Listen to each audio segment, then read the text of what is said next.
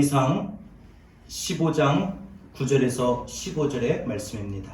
오늘 우리에게 주신 하나님의 말씀은 열왕기상 15장 9절에서 15절까지의 말씀입니다. 이스라엘의 여로보암 왕 제20년에 아사가 유다 왕이 되어 예루살렘에서 41년 동안 다스리니라. 그의 어머니의 이름은 마아가라 아비살롬의 딸이더라. 아사가 그의 조상 다윗같이 여호와 보시기에 정직하게 행하여 남색하는 자를 그 땅에서 쫓아내고 그의 조상들이 지은 모든 우상을 없애고 또 그의 어머니 마아가가 혐오스러운 아세라상을 만들었으므로 태후의 위를 폐하고 그 우상을 찍어 기드론 시냇가에서 불살랐으나 다만 산당은 없애지 아니하니라. 그러나 아사의 마음이 일평생 여호와 앞에 온전하였으며 그가 그의 아버지가 성별한 것과 자기가 성별한 것을 여호와의 성전에 받들어 드렸으니 곧 은과 금과 그릇들이더라. 아멘. 오늘 읽은 말씀을 가지고 지금 우리에게 필요한 건 영적 회복입니다 라는 말씀의 제목으로 이 시간 우리가 함께 은혜를 나눕니다. 오늘 본문은 유다왕 아사의 이야기입니다. 유다왕 아사의 일생을 한마디로 평가한다면 영적 회복의 주인공입니다.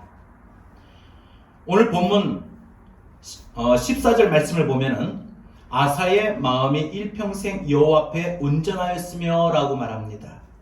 아사의 마음이 하나님 보실 때에 평생 동안 한결같았다 이런 말입니다.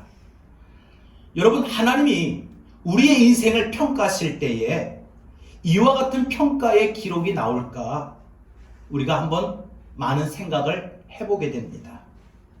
그런데 평생을 한결같이 하나님을 찾고 찾았던 사람을 대표적 기준을 삼고 뽑으라고 한다면 성경에서는 단연 으뜸으로 다윗을 꼽을 수 있습니다. 11절에 보면은 아사가 그의 조상 다윗같이 여호와 보시기에 정직하게 행하며 라고 합니다. 아사는 그 조상 다윗과 같이 주님 보시기에 정직하게 행했다. 그러니까 아사의 기준은 뭐예요? 아사의 신앙생활의 기준은 뭐예요? 아사의 하나님을 섬기는 기준은 뭐예요? 다윗처럼이라는 거예요. 다윗처럼. 솔로몬 이후에 이스라엘은 북이스라엘과 남유다로 갈려지는데 북이스라엘 왕이 총 11명이 나옵니다. 19명이. 근데 그 19명 중에 그 왕들의 마음이 다윗과 같았다라는 사람이 단 한 명도 없었습니다. 반면에 남유다는 역대 왕들이 20명이 나와요. 이 20명의 왕들 중에 그래도 다윗의 마음과 같았다, 다윗의 마음을 본받았다 했던 왕들이 4명이 나옵니다. 그러니까 400년 역사 동안에 다윗의 마음과 같은 신앙을 가졌던 왕들이 4명이에요. 그 중에 한 사람이 오늘 본문에 말하고 있는 아사 왕입니다. 그리고 아사의 아들 여호사밧, 그리고 이사야 시대의 히스기야, 그리고 예레미야 시절의 요시야. 그러니까 아사, 여호사밧, 히스기야, 요시야 이 4명의 기록을 보면은 그들의 공통적인 말이 뭐냐? 그 조상 다윗의 길을 따랐다. 그러니까 그들이 다윗의 마음으로 살았다. 다윗의 마음으로 하나님을 섬겼다. 이거거든요. 여러분, 이 다윗의 마음과 같은 것이, 다윗의 마음을 본받고 다윗의 마음을 따른 것이 영적 회복의 길이었다는 겁니다. 아사 왕이 유다를 41년간 통치하면서 이 41년 동안 크게 나라가 부흥하게 됩니다. 그러니까 할아버지 르호보암 17년, 그리고 아버지 아비암 3년, 도합 20년 동안 유다 왕국은요 영적으로 피폐해졌습니다.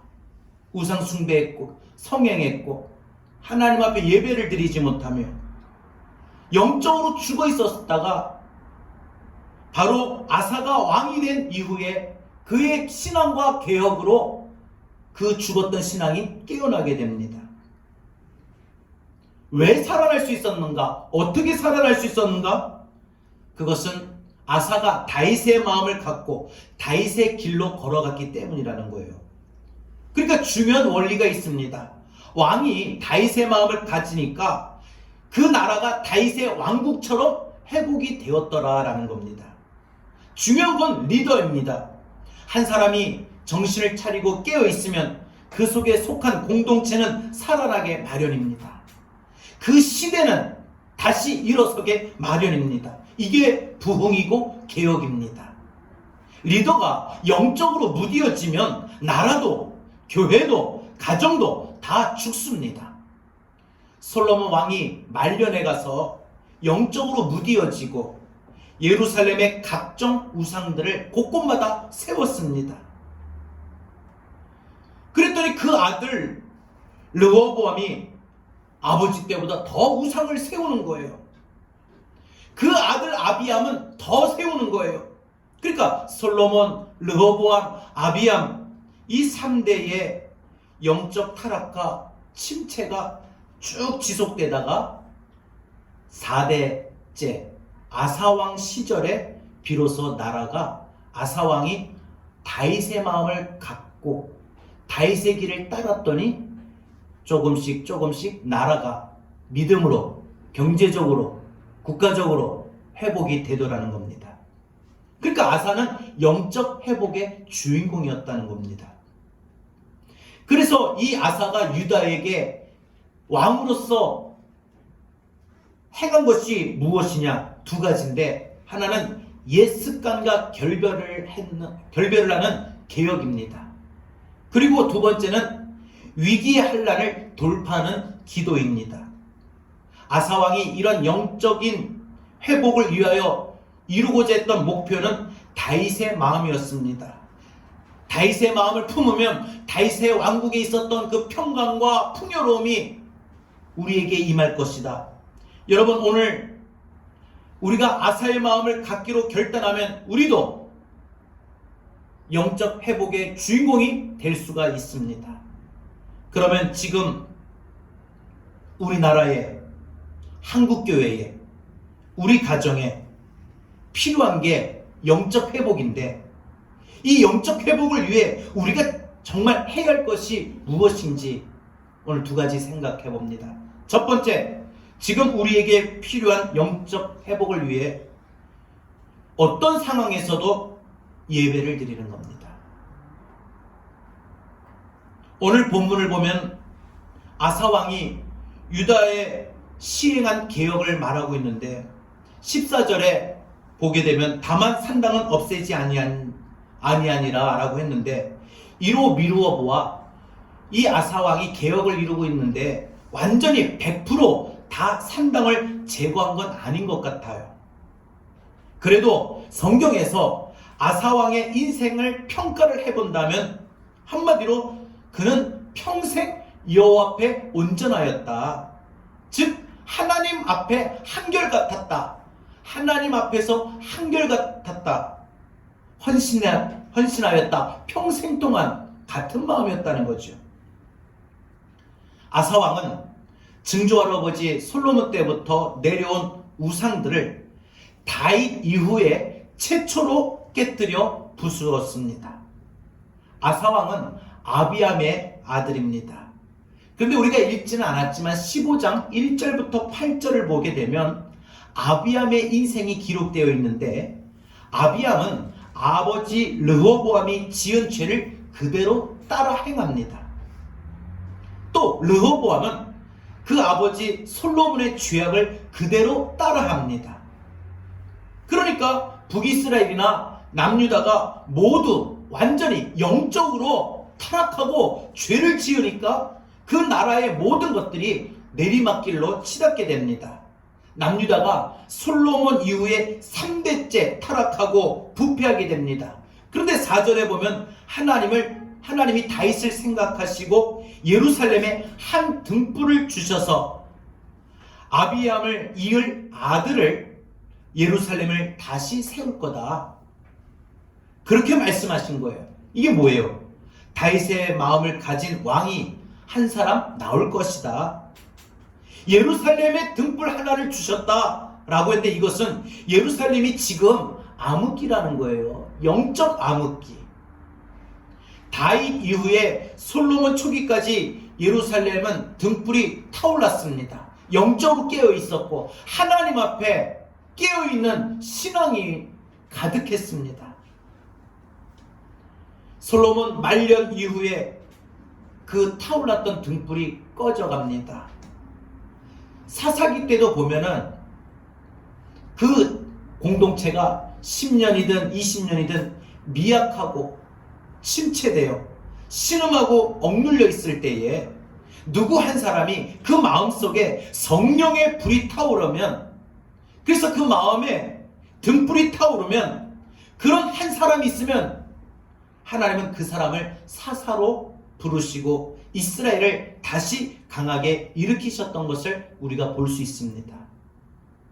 다윗의 마음을 가진 사람이 한 사람 그 공동체에 있으면은 그 공동체는 다시 살아납니다. 다시 회복이 됩니다. 다윗의 마음을 가진 사람이 이 대한민국에 있으면 대한민국은 코로나의 상황을 반드시 이겨냅니다. 다윗의 마음을 가진 사람이 우리 한국교회에 있으면 한국교회는 다시 일어납니다. 다윗의 마음을 가진 사람이 우리의 가정이 있으면 무너지는 우리의 가정도 다시 회복이 될 수 있습니다. 여러분, 다시 예루살렘이 회복될 수 있었던 것은 그 다윗의 마음을 가진 사람이 바로 아사 왕이었습니다. 아사가 왕이 되었을 때 그 마음의 목표로 한 것이 무엇이냐? 그 조상 다윗과 같이, 그 조상 다윗과 같이랍니다. 그러니까 아사의 마음에 등불이 타오르게 됩니다. 내가 이 침체된 유다의 왕국을 우리 조상 다윗의 왕국처럼 내가 복원시키고 말리라. 어떻게 다윗 왕국을 재현할 수 있다는 말입니까? 자신이 다윗의 마음을 가지면 된다는 겁니다. 다윗은 사울왕 40년 동안 암흑기로, 그 암흑기에 다윗은 등불이었습니다. 등불이 된 다윗이 가장 목숨 걸고 지킨 것이 무엇이냐? 예배와 기도입니다. 하나님께만 예배한다. 어떤 일이 있어도 예배한다. 어떤 상황에서도 우리는 하나님께 경배한다. 그래서 다윗은 하나님 앞에 예배하는 일에 목숨을 걸었던 겁니다. 그래서 아사 왕이 그 다윗의 예배를 본받고 다윗의 마음을 본받고 우리도 지금 이 나라가 다시 예배로 회복하고 예배가 세워져야 이 나라가 일어설 수 있다는 것을 깨닫고 아사 왕 자신이 먼저 다윗의 마음을 갖기로 다짐합니다. 왜 그러느냐? 아사 왕이 보니까 증조 할아버지 솔로몬 때부터, 그리고 할아버지 르호보암, 그리고 아버지 아비암, 이 4대에 걸쳐 성전 안에 우상이 가득한 거예요. 여러분 생각해 보세요. 성전에서 예배드리는 곳인데, 예배드리는 이곳에, 하나님 앞에 예배하는 이곳에 우상이 세워져 옵니다. 우상 숭배하고 있어요. 하나님 앞에 예배드리는 이 장소에서 우상을 숭배하고 있다는 겁니다. 그래서 이 성전에서 예배 대신에 우상을 세워주는 이 옛습관, 죄악을 끊어보기로 다짐하고 결심합니다. 그래서 예배 안에, 이 성소 안에 세워지는 예배를 대신하는 이 우상들을 제거하고 몰아내고 깨뜨리고 불에 태워버립니다. 12절에 보게 되면 남색하는 자를 그 땅에서 쫓아내었다라고 했습니다. 이 남색하는 자라고 했는데 이들은 바알신과 아세라 여신을 숭배하는 제사장들인데, 바알신전에 이제 여자들이 제사하러 오면은 남창들과 관계를 맺어요. 그리고 아세라 신전에 남자들이 제사하러 오면 창녀들이 신전 예배로 관계를 맺습니다. 그래서 예루살렘은 영적으로도 성적으로도 난잡하고 문란한 곳이 되어버렸습니다. 하나님의 거룩한 도성이 깨어졌던 것입니다. 누구 때부터?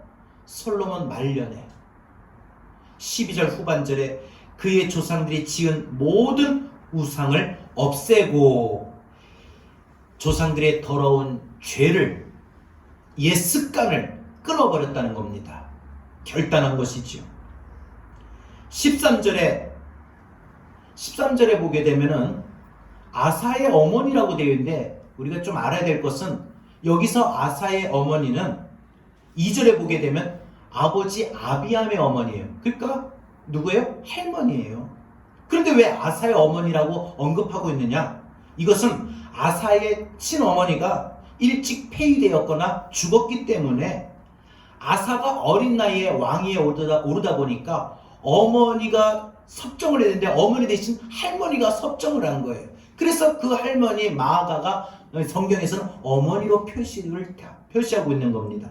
그러니까 할머니 마아가가, 정확하게 말하면 할머니의 어머니가 아니라 할머니 마아가가 아세라 상을 만들었어요. 교회 안에, 성전 안에. 그래서 그 할머니의 태우의 위를 폐위시키고 또 그 할머니 마아가가 만든 아세라 상을 불살라버리는, 없애버리는 엄청난 개혁을 하게 됩니다. 그리고 할아버지 르호보암, 아버지 아비암, 증조할아버지 솔로몬의 죄악을 따랐던 길을 행한 것이 아니라 아사는 돌이켜서 다윗의 마음을 얻고 다윗의 길을 따르게 됩니다. 다윗을 따르는 신앙으로 그는 하나님께만 예배한다. 예배에 맞지 않는 모든 건 내가 다 깨트린다. 여러분, 이런 단호한 개혁을 행했던 사람입니다. 어떤 대가를 치르더라도 내가 예배에 방해되는 것은 모두 제거해버린다. 이것이 그 공동체를, 그 나라를, 그 시대를 회복시킬 수 있는 영적 회복의 주인공이 될 수가 있는 겁니다. 혹시 여러분 속에, 여러분 가정 속에서부터 내려왔던 옛 습관이 혹시 무엇이나 곰곰이 생각해 보십시오. 내가 원치는 않았지만 내 안에 아세라 목상 같은 것들이 만들어질 수도 있습니다. 이런 모든 것들이 때로는 내가 드리는 예배를 방해하게 되고 내가 주님 앞에 섬기고 봉사하는 모든 것들도 방해하게 됩니다. 역대하 15장 8절에 보면은 아사는 유다와 예루살렘의 모든 성읍에서 역겨운 물건들을 없애버립니다. 그리고 그동안 예루살렘 성전에 이 제단이 헐어져 버려서 있었던, 그래서 주님의 성전의 현관과 주님의 제단을 보수합니다. 아사왕과 백성들은 하나님 앞에 마음과 정성을 다하여 다윗의 하나님을 이제 찾겠습니다. 다윗의 하나님을 우리가 찾겠습니다 하고 언약을 맺게 됩니다. 자기의 삶에 조상 때부터 내려왔던 옛 습관을 제거하고 이제는 오로지 하나님께만 예배하는 일에 힘쓰겠다라고 언약을 합니다. 역대하 15장 13절 보게 되면 이스라엘 하나님 여호와를 찾지 아니하는 자는 대소 남녀를 막론하고 죽이는 것이 마땅하다 하고 라고 말합니다. 그러니까 예배를 소홀히 하는 자들, 예배를 드리지 않는 자들, 하나님을 찾지 않는 자들, 남자, 여자, 나이 많은 자, 어린 자, 모든 것을 가리지 않고 누구든지 죽이기로 하겠다. 이렇게 맹세를 합니다. 내가 하나님 앞에 예배 드리지 않는 자는 이제 이 나라에 그동안 우리 조상 때부터 예배를 드리지 않고 예배를 대신해서 우상했던 건 내가 이제 다 태워버리고 다 없애버렸으니까 이제 이 나라는 무조건 하나님께만 누구든지 다 예배한다. 남녀노소 누구든지 막론하고 하나님 앞에 예배하지 않거나 하나님을 찾지 않는 자는 내가 반드시 죽이리라. 왕으로서 담대하게 명령하는 거예요. 엄청난 개혁입니다. 그런 엄청난 다윗의 마음을 갖고 개혁을 하니까 그 결과가 어떻게 되느냐? 역대하 15장 15절에 보면 온 유다가 이 맹세를 기뻐한지라 무리가 마음을 다하여 맹세하고 뜻을 다하여 여호와를 찾았으므로 여호와께서 그들을 만나주시고 그들의 사방에 평안을 주셨더라. 그들의 사방에 평안을 주셨더라. 유다의 백성들이 기쁜 마음으로 마음을 다하여 하나님을 찾고 예배하니까 아사왕 시절에 사방에서 평안이 찾아왔다는 거예요. 늘 평안이 임했다는 거예요. 여러분, 하나님을 찾는 자에게는 평안이 임하게 될 줄로 믿습니다. 대한민국이 지금 힘이 들고 어려운 이 때에 더 사회적 거리두기도 중요하겠습니다만 우리 그리스도인들은, 성도들은 하나님을 찾아야 됩니다. 그래야 이 나라에 평안이 임합니다. 한국교회에 평안이 임합니다. 여러분, 가정마다 평안이 임하게 됩니다. 사랑하는 여러분, 우리가 어떤 상황에서도 기쁨으로 하나님을 찾고 예배하면 하나님은 우리에게 평안을 주십니다. 회복시키십니다. 다니엘이 바벨론의 느부갓네살과 벨사살 왕, 그리고 나라가 바뀌어서도 메대와 바사의 이 다리오 왕에 있을 때 다니엘서 6장에 보게 되면 이 3대째 총리로 있을 때 이 다니엘을 시기했던 두 명의 총리와 신하들이 다니엘을 음해하기 위하여 계략을 짜게 됩니다. 그 계략이 뭐냐? 하나님만 섬기고 하나님 앞에만 기도하고 예배하는 다니엘을 알았기 때문에 다니엘을 책잡기 위해서는 앞으로 이 나라에 나라도 바뀌었으니까, 왕도 새롭게 바뀌었으니까 이제 왕에게 충성 맹세를 해야 되지 않겠느냐. 앞으로 시험해 봅시다. 30일 동안 어느 누구도 왕 외에 어떤 신에게나 사람에게 무엇을 구하면 사자굴에 넣기로, 이렇게 왕의 재가를 얻어 이제 왕의 허락을 받아 모든 것이 시행되게 됩니다. 그런데 다니엘은 이 30일 동안 기도를 쉰 것이 아니에요. 예배를 중단한 것이 아니에요. 성경에 보니까 예루살렘 창문을 열고 전에 하던 대로라고 했어요. 성경에 보니까 전에 하던 대로, 이 시행령이 선포되기 전에도 선포된 이후에도 늘 하던 대로 예배를 드렸다는 거예요. 기도했었다는 거예요. 그럴 때 어떻게 되었습니까? 물론 그 예배와 기도를 중단하지 않는 것으로 고발이 되어 사자굴에 던져지게 되죠.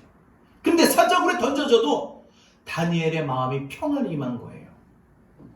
평안이 임하니까 그 다니엘을 하나님께서 지켜주십니다. 다니엘의 마음에 평안을 주시고 다니엘로부터, 이와 같이 사자로부터 다니엘을 지켜주십니다. 여러분, 이것이 하나님 앞에 어떤 상황에서도 예배드리는 영적 회복의 주인공들에게 주시는 평안입니다. 지금 대한민국이 코로나 감염증으로 예배가 중단되고 하나님을 찾는 일이 중단되어 있는 상황에 있습니다. 지금 우리에게 필요한 건 영적 회복으로 하나님을 찾고 예배하는 일입니다.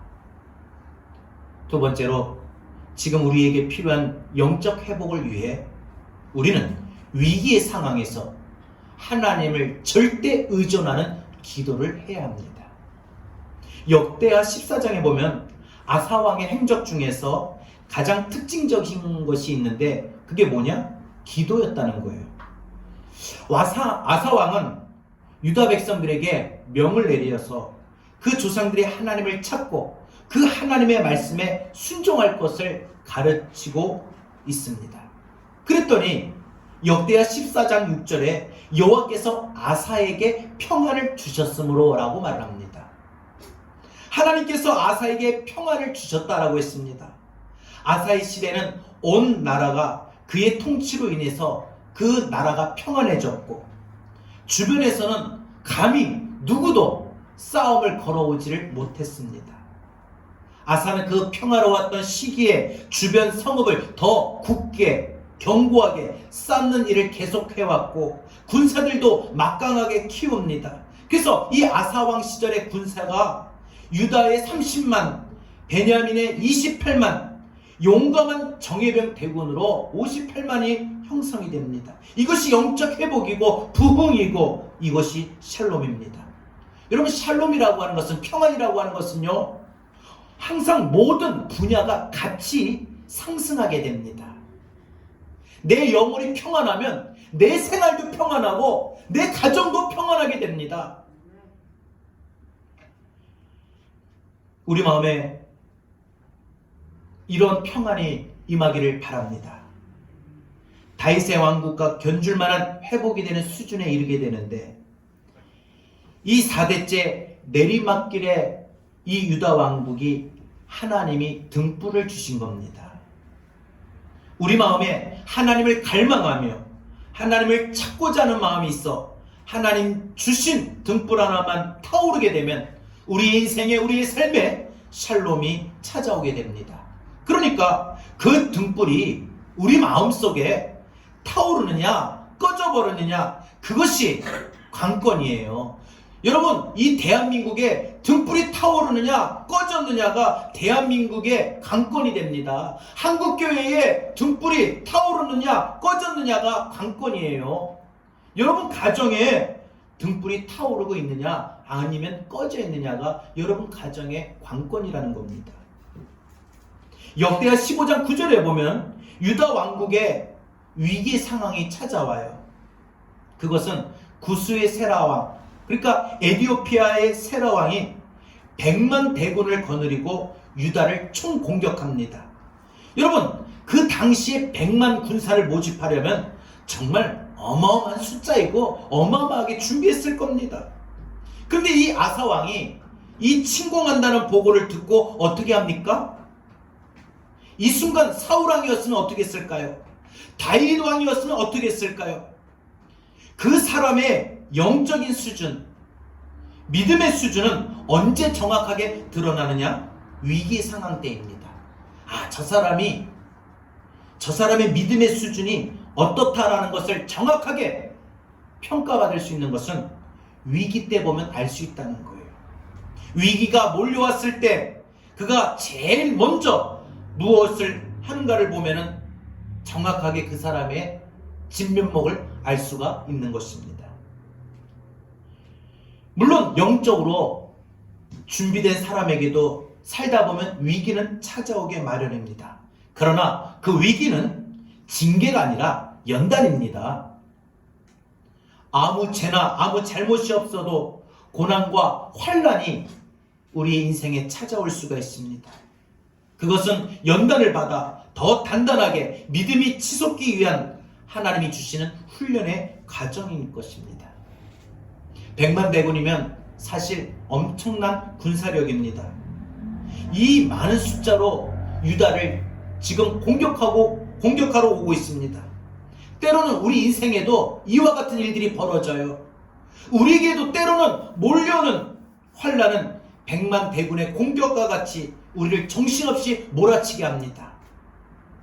물질로, 혹은 질병으로, 혹은 가정으로, 혹은 자녀들로 정말 이제는 끝이구나, 이제는 안 되는구나, 죽었구나, 이렇게 생각될 만한 상황들이 우리를 때로는 압박해 올 때가 있어요. 아사의 군사가 58만 명, 그래서 다 동원하여 이 스바다 골짜기에 진을 칩니다. 근데 전세를 파악해보니까 우리는 58만인데 상대는 100만이에요. 이 중과부적이에요. 도저히 싸워 이길 수가 없는 상황이에요. 승산이 없습니다. 철저한 약자의 상황이라고 하는 것을 인식했어요. 아사왕이. 우리는 저들에 비해서 상당히 부족하구나. 이 에디오피아의 이 100만 대군이 너무 버겁게 여겨질 만한 숫자입니다. 그래서 아사왕이 택한 것이 뭐냐?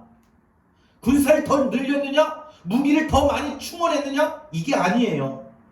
역대하 14장 11절에 보면요, 아사가 그의 하나님 여호와께 부르짖어 이르되, 여호와여, 힘이 강한 자와 약한 자 사이에는 주밖에 도와줄 리가 없사오니 우리 하나님 여호와여, 우리를 도우소서. 우리가 주를 의지하오니 주의 이름을 의탁하옵고 이 많은 무리를 치러 왔나이다. 여호와여, 주는 우리 하나님이시오니 원하건대 사람이 주를 이기지 못하게 하옵소서 하였더니, 뭐예요? 우리 힘으로는 이길 수 없사오니 주님이 우리를 도와주시면 충분히 이길 수 있습니다 하고 하나님을 절대적으로 의존하는 그런 부르짖는 기도를 지금 아사왕이 하고 있는 거예요. 우리는 볼 때 58만, 적군의 숫자는 100만 들어보니까 이거는 상대가 안 될 것 같아요. 아무래도 열세요. 부족해요. 그래서 이 아사왕이 인간적인 방법으로 군사들을 더 충원했다든지 무기를 더 충원했다든지 이런 것이 아니라, 그는 다윗의 마음을 갖고 있는 사람인지라 하나님 앞에 부르짖어 기도했다는 거예요. 어떤 기도요? 절대 의존의 기도. 하나님밖에 없습니다. 이런 기도예요. 여러분, 우리 인생의 위기를 만날 때마다, 문제를 만날 때마다 그 문제 앞에서, 위기 앞에서 인간적인 방법으로 해결할 것이 아니라 하나님밖에 없습니다. 하나님밖에 없습니다. 이런 기도가 필요하다는 거예요. 이번에 우리 집사님 중에 한 분이 입원하셔가지고 중환자실에 계실 때 우리 성도들이 같이 정말 하나님밖에 없습니다. 정말 힘이 들고 어려운 그 중환자실에서 어떻게 될지 모르는 그 상황에 하나님밖에 없습니다. 이런 기도로 우리가 간절하게 기도하지 않았습니까? 그 결과로 하나님 어떻게 하셨습니까? 우리 집사님을 치료하셔서 지금 일반 병실로 옮기고 지금은 식사하시고 거동하시고, 이게 다 하나님 하시는 거 아닙니까? 우리 힘으로 안 되는 거 절망할 필요도 없고요. 그렇다고 해서 또 인간적인 방법으로 해결하려고 부단히 힘쓸 필요도 없고, 하나님 앞에 아사왕처럼 하나님, 이 상황에 이 문제를 해결할 수 있는 것은 오직 하나님밖에 없습니다 하고 하나님을 절대 의존하는 그 기도를 우리가 해야 한다는 겁니다. 여러분, 이 절대 의존의 기도, 이것이 기도하는 사람들의 핵심이고 기도의 가장 중요한 요소입니다. 여러분, 주님이 돕고자 하신다면, 주님이 역사하시고자 하신다면 숫자의 많고 적음에 문제가 안 되는 줄 믿습니다. 힘이 세고 약한 것이 문제가 안 되는 줄 믿습니다. 여러분, 세상의 전투는요, 숫자의 싸움이에요. 세상의 사업, 세상의 비즈니스는요, 자산 싸움이에요. 얼마나 많은 자산을 확보하고 있느냐, 갖고 있느냐. 세상의 사업은요, 인맥 싸움이에요. 내가 얼마나 어떤 사람을 더 많이 알고 있느냐, 친분이 있느냐, 그 사람의 도움을 받을 수 있겠느냐. 그래서 처음부터 크게 하면 이기고 처음부터 작게 하면 망합니다. 그래서 가게도 봐요. 크게 하는 데는 잘 돼요. 작게 하는 데는 어려워요. 사업도 마찬가지예요. 심지어 교회를 개척할 때도요, 크게 하면 부흥되고요, 작게 하면 잘 힘들다라는 말들도 있어요. 그래서 크게 좋다, 몫이 좋아야 된다, 이렇게들 말들을 합니다. 그런데 오늘 이 아사왕의 마음은 그러지가 않았습니다. 돈이 얼마나 많느냐 적느냐, 인맥이 얼마냐, 얼마나 탄탄하느냐 아니냐, 군사력이 얼마나 강하냐 약하냐, 이걸로 결정되는 것이 아니라 바로 하나님, 내 능력은 안 됩니다. 나는 부족합니다. 그러나 하나님은 하실 수 있습니다. 이 하나님을 절대 의존하는 이 믿음의 기도가 아사에게 있었다는 거예요. 여러분, 우리가 성경을 보게 되면요, 하나님이 살아계심을, 그래서 하나님의 믿고 하나님의 도우심을 믿고 부르짖었던 사람들이 나오죠. 모세가 하나님을 절대 의존하는 기도로 애굽을 추격을 뿌리치고 가나안 땅에 이를 수가 있었습니다. 여호수아가 여리고 정복전쟁에서 보면은 하나님을 절대 의존하는 기도로 이길 수가 있었습니다. 기드온이 미디안과의 싸움에서도 하나님을 절대 의존하는 기도로 이길 수가 있었습니다. 다윗이 골리앗 앞에서도 하나님을 절대 의존하는 기도로 이길 수가 있었습니다. 그러니까 영적 승리는 내 힘에 있지 않습니다. 하나님의 능력에 있습니다. 이것을 아사왕이 알았던 겁니다. 아사왕은 누구의 마음을 가졌다고요? 다윗의 마음을 가졌고 그 다윗의 마음으로 기도했던 겁니다. 아사가 부르짖은 기도의 내용처럼 자기가 위기의 상황인 사람, 내 인생이 지금 보면은 위기구나 이렇게 여겨지는 사람, 대한민국이 위기의 상황에서, 한국교회가 위기의 상황에서, 여러분 가정이나 여러분 개개인마다 위기의 상황에서 우리 스스로 자기가 다윗의 마음을 가졌다고 판단되면 우리는 이 아사와 같은 기도를 해야 합니다. 사랑하는 여러분, 이 절대 의존의 기도의 결과가 어떻게 되었습니까? 하나님께서 그 전투에서 아사왕과 함께 하셨습니다.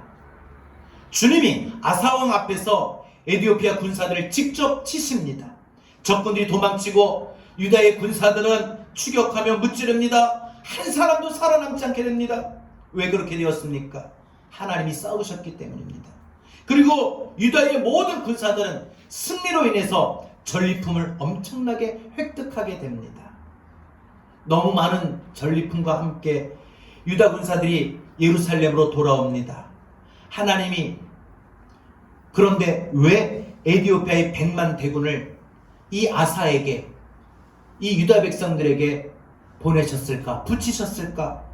결과적으로 보니까 100만 대군이 물품을 아사에게, 아사왕에게, 유다의 백성들에게 주시기 위함이었던 거예요. 그러니까 여러분, 고난이 우리를 무너뜨리기 위한 것이 아니라 하나님께서 우리에게 고난을 허락하신 것은 그 고난을 통해서 우리에게 주시고자 하는 것이 있다는 거예요. 지금 우리에게 필요한 것은 그러므로 영적 회복의 위기 상황에서 하나님을 절대적으로 의존하는 하나님이요 우리를 도우소서. 대한민국의 이 코로나 상황에서 하나님이여 이 나라 민족을 도우소서. 하나님이여 한국교회를 도우소서. 하나님이여 우리의 가정을 도우소서. 하나님 우리의 자녀를 도우소서. 하나님 나를 도우소서. 이런 하나님을 절대 의존하는 기도가 영적을 회복할 수가 있는 방법입니다. 말씀을 맺습니다. 아사와의 하나님이 오늘 우리의 하나님이 되십니다. 지금 우리에게, 우리나라에, 한국교회에, 우리 가정에 필요한 건 영적 회복입니다. 우리가 아사왕처럼 다윗의 마음을 갖고 영적 회복을 위해 어떤 상황에서도 예배드리는 것과 위기의 상황에 하나님밖에 도우실 분이 없음을 깨달아 알아 하나님께 절대적으로 의존하며 기도하는 이 기도가 우리에게 필요합니다. 우리가 영적인 회복을 정말 간절히 소원하고 꿈꾸기만 한다면 하나님은 지금도 일하십니다. 하나님은 오늘도 싸우십니다. 따라서 우리가 오늘부터 두 가지를 시작합시다. 첫째, 예배에 목숨 거는 다윗의 마음을 가집시다. 예배는 그 사람의 인생을 결정하게 됩니다. 둘째, 위기의 상황이 생기면 절대 의존의 마음으로 우리 하나님 앞에 부르짖고 기도합시다. 나머지는 하나님이 다 알아서 하십니다. 영적 회복의 주인공들에게는 삶의 변화와 큰 승리를 주실 줄로 믿습니다. 우리 함께 찬양합니다.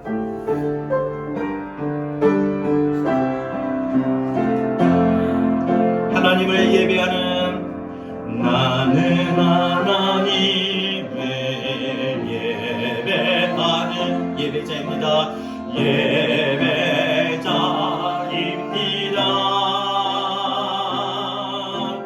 내가 서 있는 곳 어디서나 하나님을 예배합니다. 내 영혼 거룩한 은혜를 향하여 내 마음을 완전한 하나님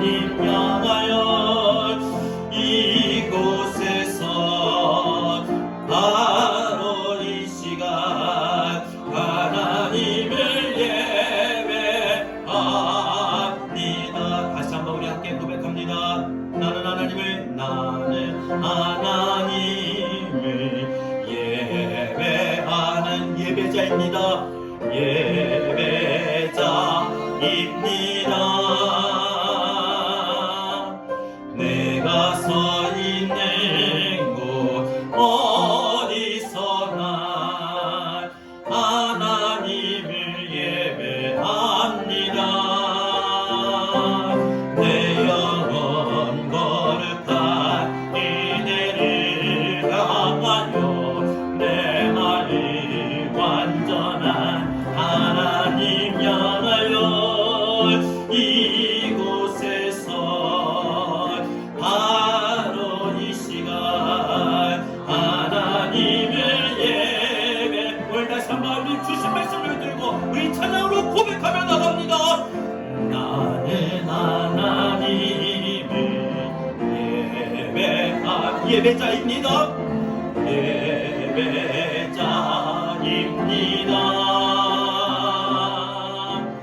내가 서 있는 곳 어디서나 하나님을 예배합니다. 내 영혼 거룩한 은혜를 향하여 내 마음 완전한 하나님 향하여 이곳에서 바로 이 시간 하나님을 예배. 다시 한번 내 영혼 거룩한 은혜를 내 영혼 거룩한 은혜를 향 내 마음 완전한 내 마음 완전한 하나님 향하 이곳에서 바로 이 시간이 바로 이 시간 하나님을 예배합니다. 오늘 예배 다시 한번 고백합니다. 내 영혼 거룩한 은혜를 내 영혼 거룩한 은혜를 향 내 마음이 완전한 내 마음 완전한 하나님 향하여 이곳에서 바로 이 시간 바로 이 시간 하나님을 예배합니다. 하나님을 다시 한번 고백합시다. 내 영혼 거룩한 은혜를 내 영혼 거룩한 은혜를 향하여 내 마음 완전한 하나님 향하여 이곳에서 바로 이 시간 하나님을 예배합니다. 부르신 곳에서 나는 예배하네. 어떤 상황에도 나는 예배하네. 부르신 곳에서 나는 예배하네. 어떤 상황에도 나는 예배하네. 내가 걸어갈 때 길이 되고 살아갈 때 삶이 되는 그곳에서 예배하네. 내가 걸어갈 때 길이 되고 살아갈 때 삶이 되는 그곳에서 예배하네. 부르신 곳에서 나는 예배하네. 어떤 상황에도 나는 예배하네. 부르신 곳에서 나는 예배하네. 어떤 상황에도 나는 예배하네. 여러분 우리 다 같이 함께 오늘 주신 말씀을 붙들고 우리 기도하기를 원합니다. 지금 대한민국은 코로나 감염증으로 인하여 사회적 거리 두기 이런 운동의 캠페인을 벌이고 있습니다. 많은 사람들이 교회도 그렇게 하기를 원하고 있습니다. 요구하고 있습니다. 우리 그리스도인들은 이 상황에서 어떻게 됩니까? 무너져가는 이 대한민국의 영적인 위기 앞에서, 한국교회의 위기 앞에서, 우리 개개인 믿음의 위기 앞에서 우리는 어떻게 해야 됩니까? 지금 우리에게 필요한 건 영적 회복입니다. 이 영적 회복을 위하여 우리가 정말 이 대한민국이 영적으로 회복하길 원하고, 한국교회가 이 코로나의 상황에서 정말 영적으로 회복하기를 원한다면, 우리 개개인마다 우리 가정이 영적으로 회복하기를 원한다면 우린 두 가지를 해야 됩니다. 하나는 어떤 상황에서도 예배를 드리는 겁니다. 그리고 또 하나는 위기의 상황에서 하나님밖에 도우실 분이 없음을 깨달아라 하나님을 절대 의존하는 기도를 해야 합니다. 우리 다 같이 오늘 주신 말씀 붙들고, 지금 대한민국의 위기 앞에서, 한국교회의 위기 앞에서, 여러분의 인생의 위기 앞에서 지금 우리에게 필요한 건 영적 회복입니다. 이 나라 민족을 회복시켜 주옵소서, 한국교회를 회복시켜 주옵소서, 우리 가정을 회복시켜 주옵소서. 하나님, 내가 어떤 상황에 대해 멈추지 않겠습니다. 하나님, 내가 위기 상황에서 하나님을 절대 의존하며 기도하겠습니다. 우리 다 같이 오늘 주신 말씀을 붙들고 이 시간 함께 기도하겠습니다. 하나님 감사합니다.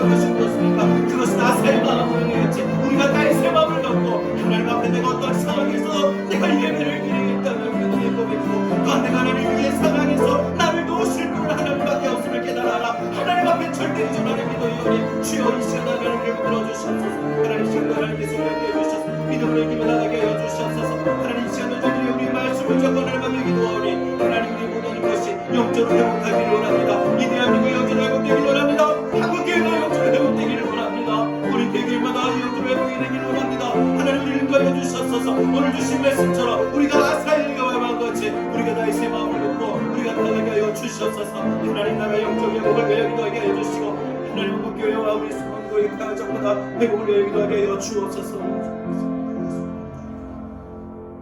하나님 감사합니다. 하나님, 오늘 우리에게 주신 말씀을 붙들고 하나님 앞에 이 시간 엎드려 기도합니다. 대한민국의 모든 상황이 코로나의 감염증의 확산과 점점 꺼지지 않는 위기 앞에 서 있습니다. 그로 인하여 사회적 거리두기로 인해서 세상은 교회마다 예배의 중단을 요구하고 외치고 있습니다. 영적으로 힘을 잃어버린 그리스도인들이 가정마다 믿음마다 힘을 잃어버리고 있습니다. 예배를 잃어버리고 기도를 잃어버린 이 상황에 정말 이 나라가 영적으로 회복이 되어야 됨이 필요하고, 한국교회가 영적으로 회복되어야 됨이 지금 필요하고, 성도들 가정마다 영적으로 회복되어야 됨이 지금 필요하기에 지금 우리에게 필요한 건 영적 회복임을 깨달아 알아 하나님 앞에 기도합니다. 우리가 이 영적 회복을 위하여 아사와 같이 다윗의 마음을 갖고 어떤 상황에서도 예배를 중단하지 않고 드리는 그러한 믿음의 고백과, 위기의 상황에서 우리를 도우실 수 있는 분은 하나님밖에 없음을 깨달아 알아 하나님 앞에 절대 의존하는 기도를 갖고 나가게 하여 주시옵소서. 그럴 때 하나님, 이 나라 이 민족이 회복이 되며 한국교회가 회복이 되며 우리 성도들 개개인마다 가정마다 회복이 될 줄로 믿사오니, 이번 한 주간 우리에게 주신 말씀을 들고 나갈 때 회복되어지는 역사가 이 나라의 민족에서 한국교회 안에서 우리 성도들 개개인마다 가정마다 일어나게 하여 주옵소서. 하나님이 역사하시옵소서. 하나님이 역사하시면 충분히 회복될 수 있는 줄 믿사오니 이 나라의 민족 한국교회 성도들을 하나님 회복시켜 주옵소서. 이제는 우리 주 예수 그리스도의 은혜와 하나님의 극진하신 사랑과 보혜사 성령님의 감화 감동 내주 교통하신 은혜가 지금 영적으로 회복되기를 소원하여 어떤 상황에서도 예배를 드리며 위기의 상황에서 하나님께 절대 의존의 기도를 하겠다고 다짐하는 모든 사랑하는 권속들 머리 위에 우리나라 우리 조국 위에 한국교회 위에 이제로부터 영원토록 함께 있을지어다. 아멘.